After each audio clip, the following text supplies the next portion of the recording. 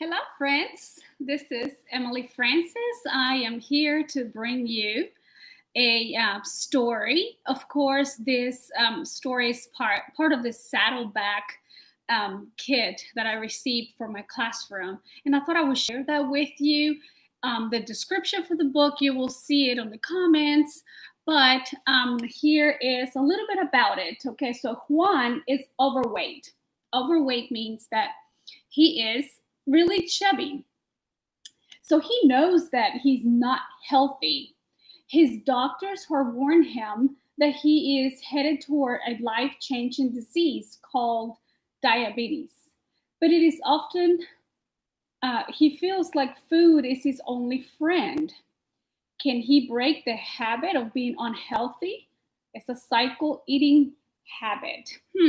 So let's go ahead and read. The book is called Fat Boy. I love the cover, and I really think that this will be a book that my students will pick up and read, not because they identify with it, but it's a good thing to read, especially among teenagers. So, Fat Boy.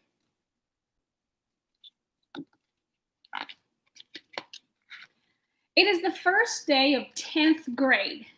Kids, step out of my way. They act like I have a disease. Hey, Lardo, Jake yells. Did you eat your way through summer?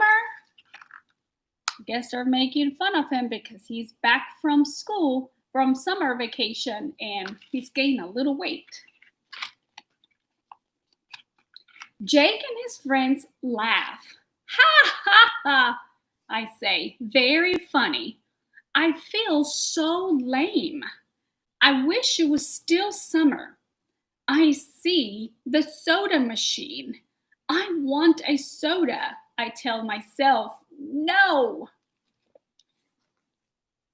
So what a coincidence that when they started making fun of him, he started looking around for comfort. And the first thing that he saw was the soda machine. But he has a good self-control. So far, he said to himself, no. The sugar is bad for me. It will make me gain weight. But the sugar will make me feel better. The caffeine will make me feel better. I will only feel good for a while. But I'll buy the soda anyway. Oh no. Here I was thinking that he has such good self-control and he said no to the soda, but he bought it anyway. Oh, how sad. I have always been fat. Grandma pinches my cheeks. Cutie pie, she says. I'm too old to be cute. I am 16. Mom says, you need to diet. Dad says, lose weight. Fat boys don't get the girl. Oh my goodness. Even mom and dad are not being nice to him. How would you feel if your friends are making fun of you? Your mom is pulling on your cheeks because you're chubby, and your dad is letting you know that you're not going to get a girl because you're chubby. Oh.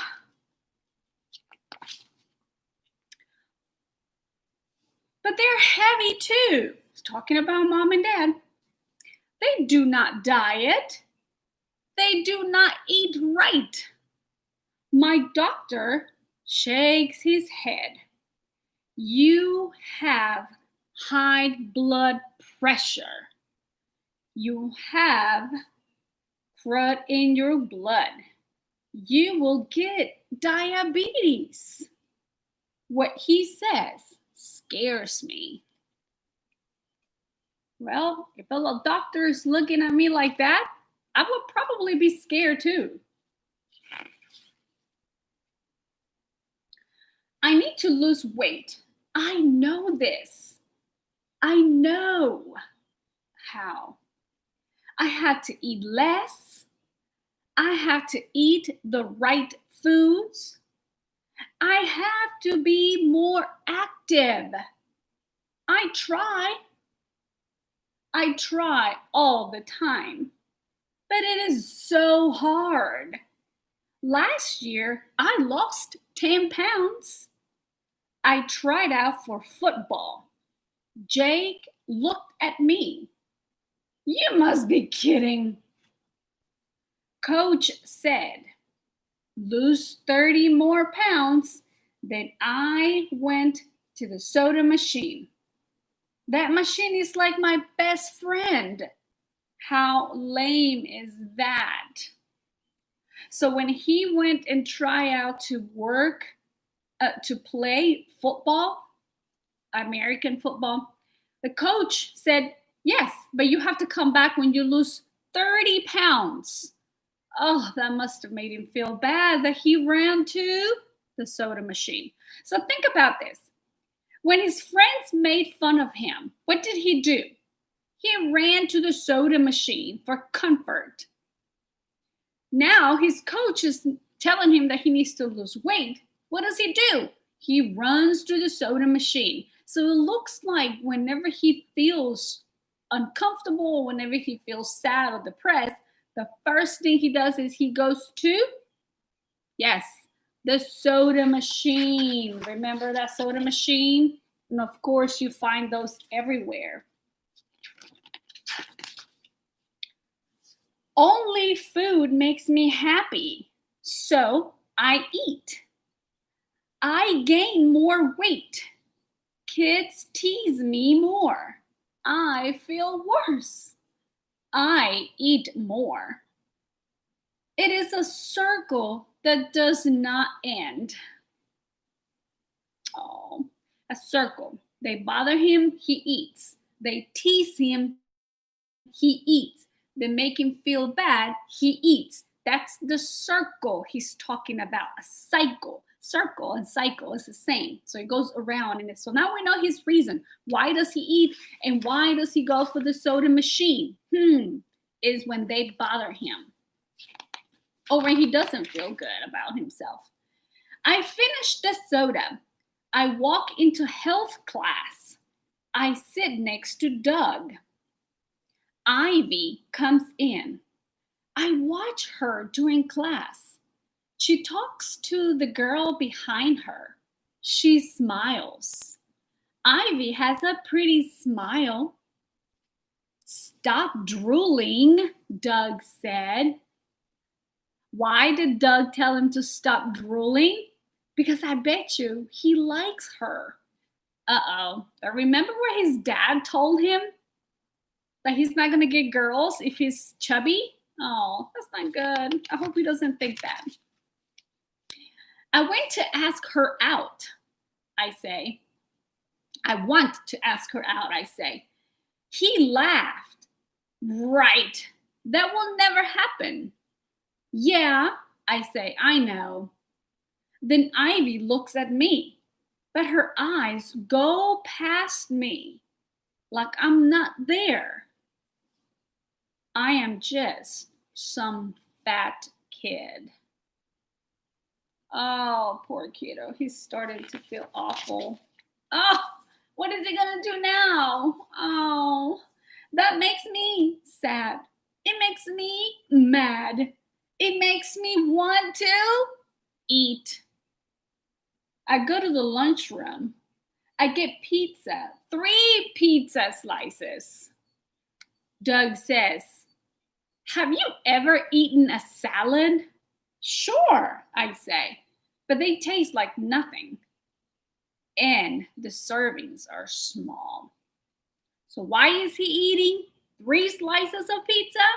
Because he doesn't feel good. He feels rejected. I go home after school.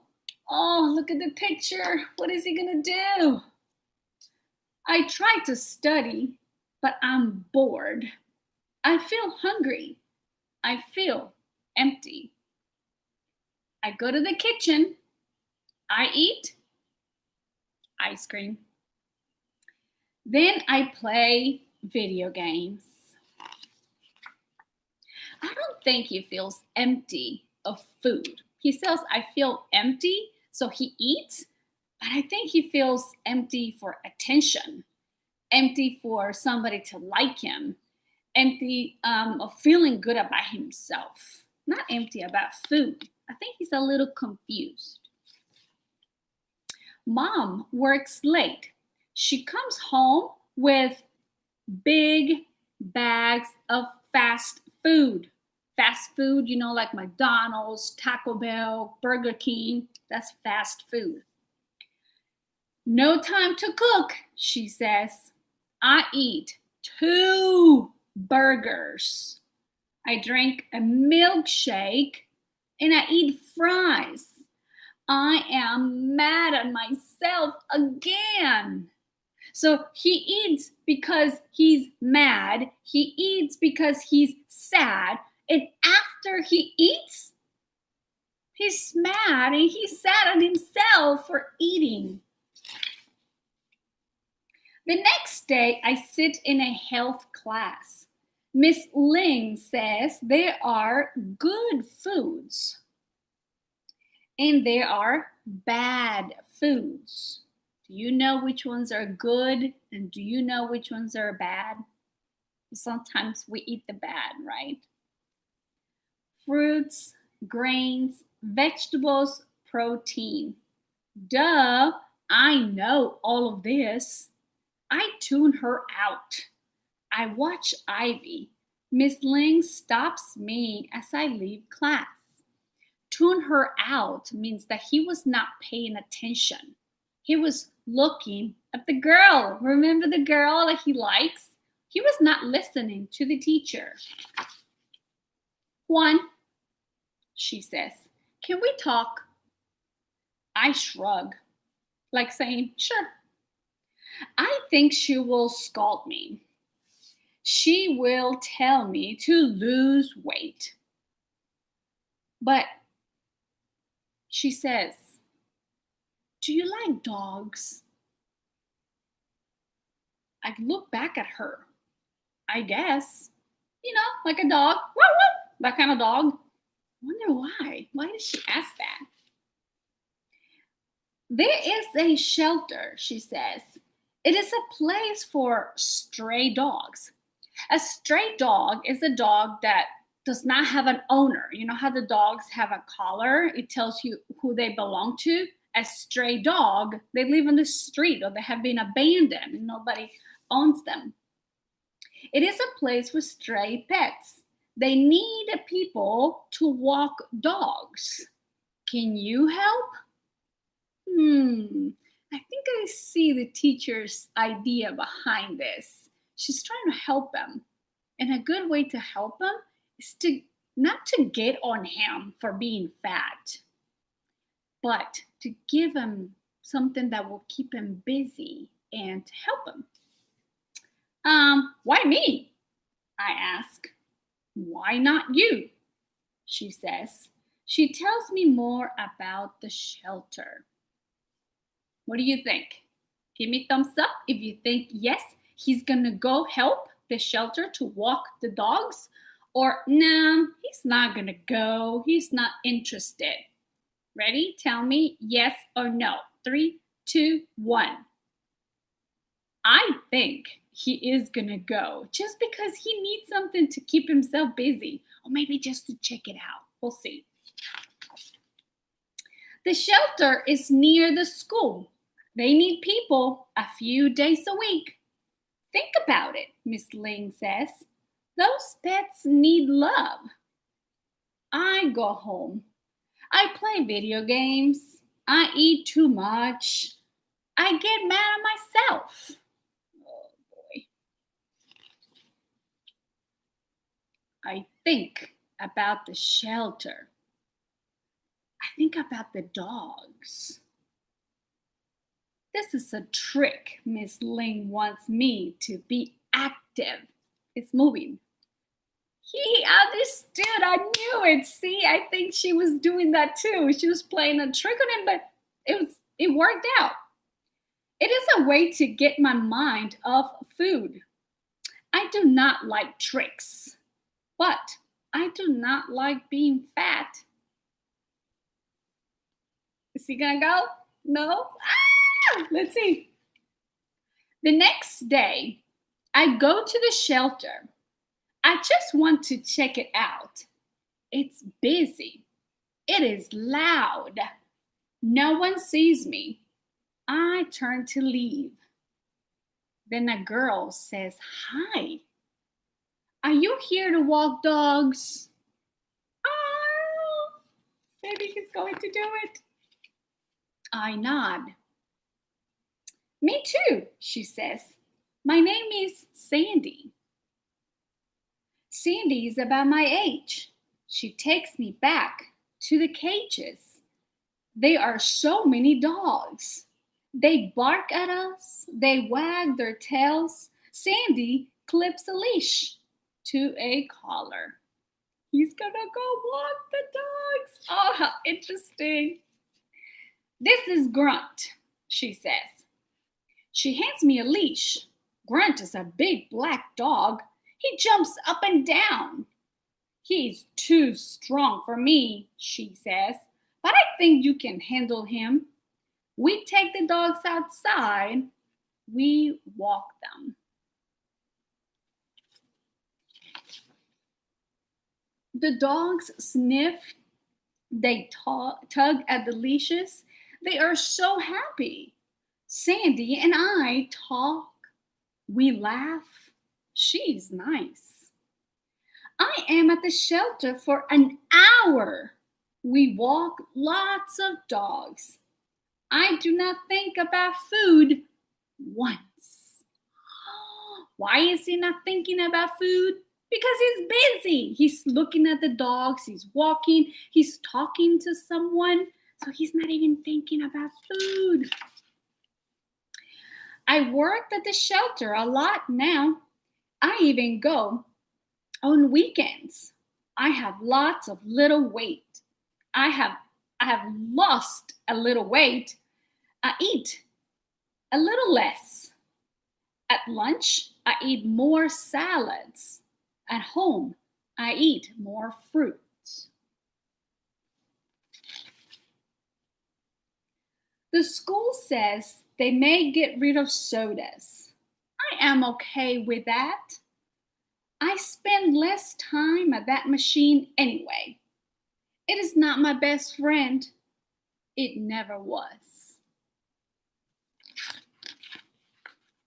And there he is, doing what he loves now, walking the dogs. I love this. All right, it's been 17, almost 18 minutes. And let's take a look at one of the comprehension questions that we can answer.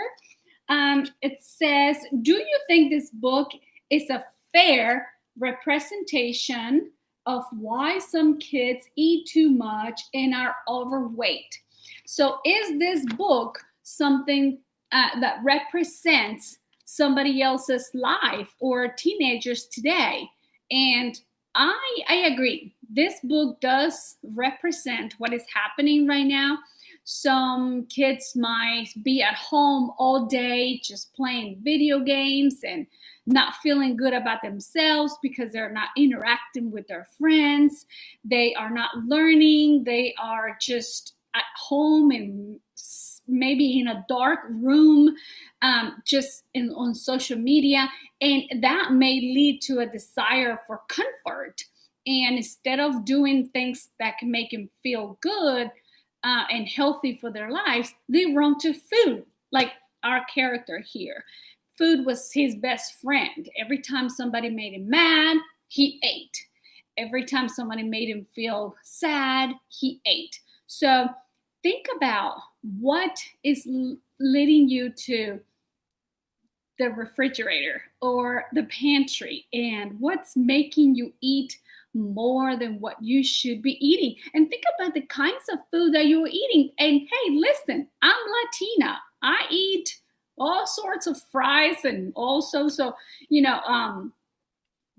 tamales and tortillas, but at the same time, I stay active. I go for walks. I clean the house. I do stuff to move around. So my advice to you as you read this book is think about your own personal life. And hopefully, this story can help you out a little bit and give you some ideas on what to do to focus on things that are healthy versus things that are not and could be hindering your life. I hope you like this book. Let me know in the comments, or if you're in my Google Classroom, I'd love for you to answer the questions. Bye.